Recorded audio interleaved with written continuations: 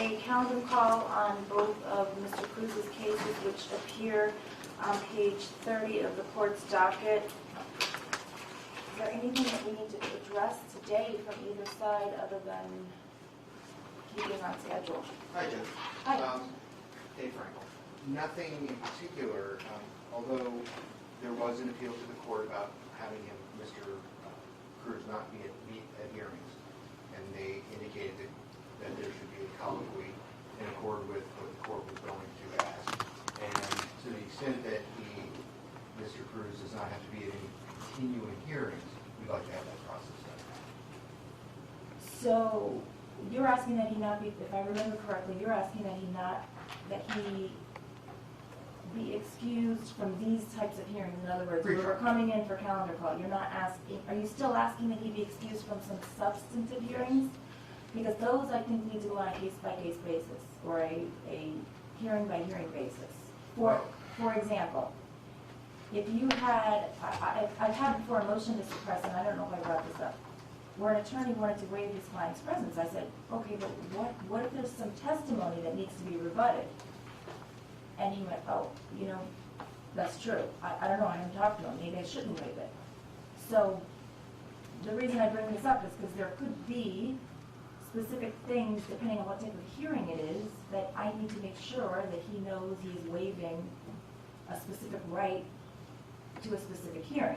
If you all want to make your waivers specific, I suppose in the future that might be okay. Maybe the best way to handle it is, obviously what we'd be asking for is a blanket granting that he doesn't have to be present, but each time we have a hearing, we can file a motion to waive his appearance.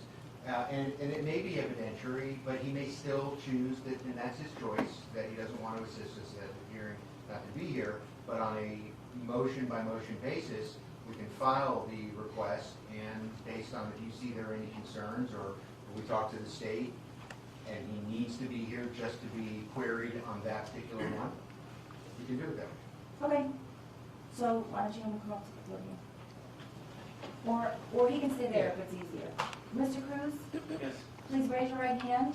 Best you can. Best you can. Do you solemnly swear or affirm the testimony you're about to give is the truth, the whole truth, and nothing but the truth? Yes, ma'am. Thank you. To put your hand down. Please state your full name for the record. Nikolas Cruz. All right, Mr. Cruz, your lawyers are asking that your appearance be waived at calendar calls, which are statuses to discuss whether or not the case is trial ready. Do you understand what a waiver of your appearance is? Yes, ma'am. And your attorneys have explained that to you? Yes. And do you understand that matters could come up during those types of hearings that affect your rights and your trial and things that affect your case? Yes.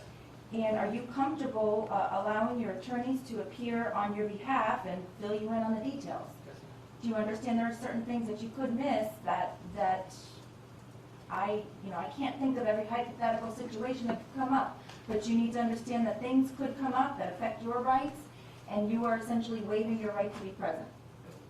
And has anybody threatened or coerced you into making that decision? No, ma'am. Has anyone made you any promises or guarantees or offered you anything to make that decision? No, ma'am. Okay, I'm going to find that he's making a knowing, intelligent, and voluntary waiver, so you can sit down, of his right to be present at future calendar call status hearings, and that'll be a blanket order as far as calendar calls are concerned. And again, if it's a substantive motion, I'm going to take those on a case-by-case basis or a hearing-by-hearing basis. Pre-trial here. Correct. Anything other than a calendar call or a status, whatever you want to call it, where we're just discussing preliminary, the pace of depositions and things like that. Right. And just going forward, I mean, just because we're all here in the room, I mean, obviously there are a lot of things that are merely legal arguments. I think most things are legal arguments, and that's for the lawyer. So I don't know that we get any opposition on that, but we'll, in accord with his wishes. Okay. Your Honor, Yes. if I may, the only problem is that it sounds all good, but there could be an allegation in the future incompetency of counsel. That I didn't want a continuance, they moved for continuance, they said they weren't ready, I was ready. It could be, as you pointed out, numerous things that come along. If it's just a deposition schedule, I can understand that. But, moving for continuance is substantive, affects people's rights. You could say at a later time, I didn't know anything about that. When they came back, they didn't tell me about that. They just told me about the depositions. They didn't tell me about this. So I'm just, Hold on. I'm just concerned about the future, not about, what's happening in the courtroom now. I don't even know if you want to call it, the opinion of the fourth DCA was a paragraph. And it referenced, but I'm trying to follow exactly what the fourth DCA wants me to do. Well- Please, I've obviously read it, I just need to refresh my memory, and I think that they specifically said.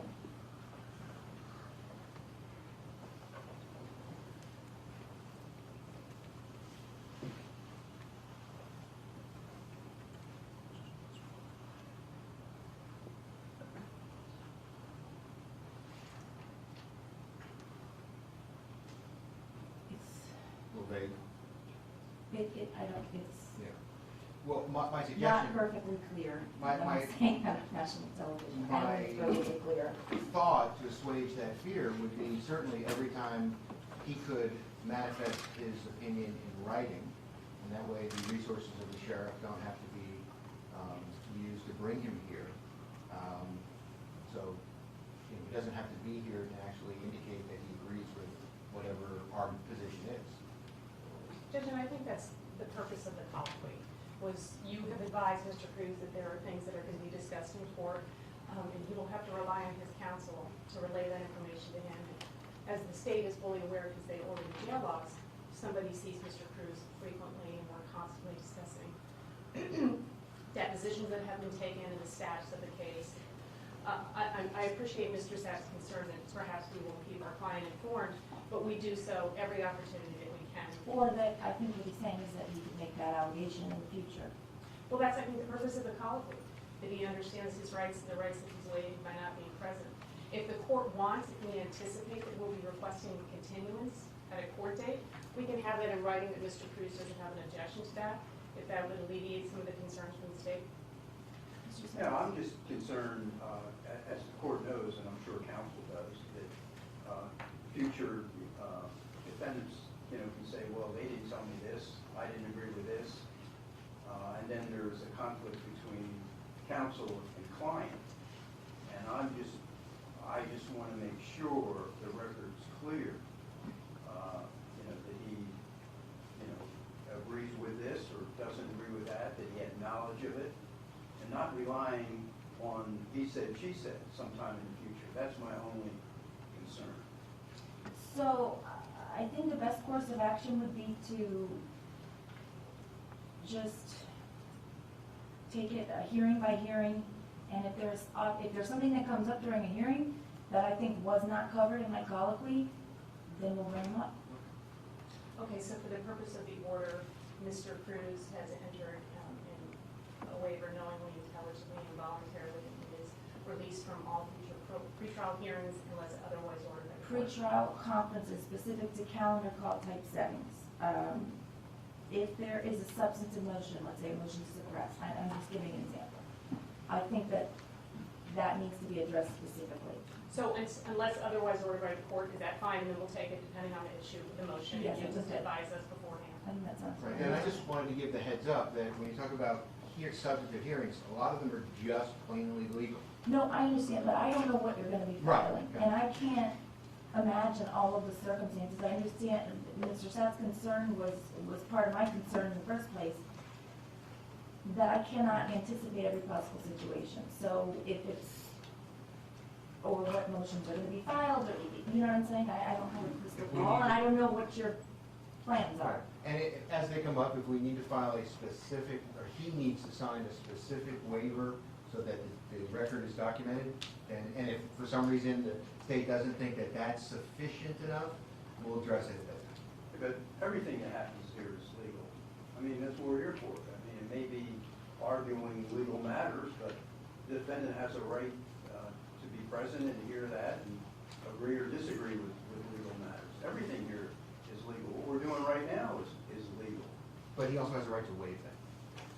Well, I understand, I'm just trying to protect the record now and in the future. And if, Judge, if you would indulge me, would you ask, maybe you did, and I didn't hear it, about him being under the influence of any medication or drugs? I did not ask him that. But I actually was starting to, and then I thought I was going to be Right. opening a can of worms, and that's not one of the questions that I specifically said on the record I would ask. But I will do this.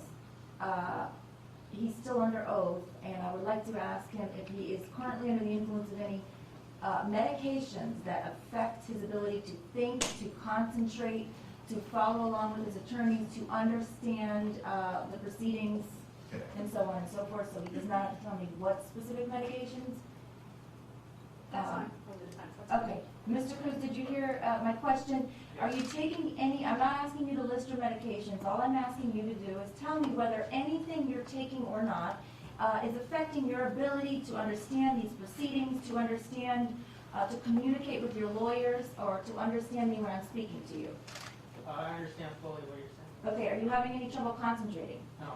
Are you having any trouble following along with the discussions between myself and the attorneys? I understand what's going on. Okay, and you understand that we're talking about your rights and you being present to hear things that are discussed involving your rights. Do you Yes. understand that? Yeah, I do. Okay, my finding remains the same. I believe that he understands and that he's making a knowing, intelligent, and voluntary waiver of his right to be present, at least for the calendar call hearings. Thank you. Mr. Sets, did I interrupt you? Was there something else you wanted me to ask him? No, that's fine. Okay. I'm satisfied. Okay. Thank you, Your Honor. Now the order of the day. Well, for the calendar call? Right, right. Okay, I just want to make sure both sides are still working towards our goal of a trial date of January, the 1st of January, or the first part of January of 2020, and figure out if there's anything I can do to help facilitate. The only thing that I want to make clear is we are doing our absolute best to move this forward. I understand. The court did not ask us, we have not assented to that date. We don't want to give any false hope to the community. We don't want to commit to anything, but I will assure this court that the Public Defender's Office has committed and devoted every possible resource, and these people are working as hard as they can. I have no doubt about that. Your Honor, Yes. we're going to be ready the first week in January. We're looking forward to that date to be a start date. This happened February 14, 2018, and I think January is a reasonable time for election. The only thing I would suggest, maybe now we set some motion schedules to get those motions done. I had said previously, when I informed the parties that I was intending to start the trial at the beginning of January 2020, that my intention was to set aside October and November of 2019 for the pretrial motions to be heard. Great. So that remains the same, and in fact, I'll put that in writing today, so that everybody has those dates handy. As I said, we're going to do the best that we can. We've got a long way to go. Okay. All right, so for today, are you asking for a continuance? And are you covering the aggravated battery law enforcement case? Okay. All right. Okay. Judge, I'd like to say a couple of things about the January trial date. Okay, We certainly don't want to create an unrealistic expectation for this community. And in order for the court to understand where we're coming from, I think we should advise the court of what activity the defense has been doing since we have been placed on this case and since we have been conducting discovery, so that the court has a better understanding of what we're doing and how we do not believe that that is a realistic trial date. we're still 6 months out, so I think that we're getting ahead of ourselves here. So I have to set a tentative trial date so that everybody can work towards a specific date, but I don't know how you can tell me 6 months in advance that you're not going to be ready for trial. Well, I can use this opportunity just to educate the court as to what we've done and what we know to be outstanding. We don't want the victims in this family or this community to believe this case is going to be resolved in January. I want the court to be aware that although this incident happened on February 14th of 2018, we did not receive our initial discovery until May 22nd of 2018. And we didn't even receive the lead detective's report until August 13th of 2018, which means we haven't even had the lead detective's report that is 618 pages for a year. The defense has filed 91 motions, which includes 34 motions to continue, which means the defense has been prevented from preparing their case because we haven't had complete discovery. And as the court is aware, on 2 separate occasions, you have had to order law enforcement, multiple agencies in this community to produce reports. 1 on July 16th of 2018, and 2 March 22nd of 2019, when the court made an oral pronouncement ordering those agencies once again to turn over their reports. We started taking depositions on October 22nd of 2018, and since that date, we have set 131 depositions. Of those 131 depositions, 91 of those depositions have been taken on. 40 of those depositions that have been taken, after the officers were deposed, we received supplemental discovery relating to those officers, either in a report, Marjory Stoneman Douglas commission statement, or the Fort Lauderdale Police Department, or FDLE statement. 40 of those depositions were also set and prepared to be taken, but had been canceled. 4 of those 40 were because of the defense. The rest are for reasons that officers came with reports that we hadn't received, body cam footage we hadn't received. There have been requests by the state attorney that motion the deposition be reset. We have witnesses and victims that have requested a delay in setting their depositions because they are suffering from post-traumatic stress disorder, and their therapists are requesting that their depositions be delayed. The court should be aware that although we have set 131 depots, taken 91, there are 323 A-listed witnesses that still need to be taken. And from the perspective of a penalty phase, we have not sent in our defense experts because we are still waiting for the 4th DCA to rule on our motion relating to the protective order. As the court may be aware, that's D51. You denied our motion and we appealed it to the 4th DCA. Okay. So,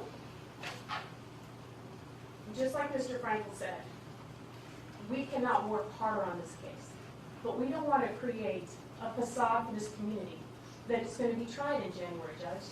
There is still a tremendous amount of work to be done, and we are working as hard as we can. 323 outstanding depositions. These are A-listed witnesses. I understand. I'm just letting you know that this is the trial date. You know, I'm not in charge of your trial strategy. You are. You all need to pace yourselves accordingly and figure out what exactly needs to be done and what's maybe not going to be done. But this case needs to move, and I'm not going to change it today.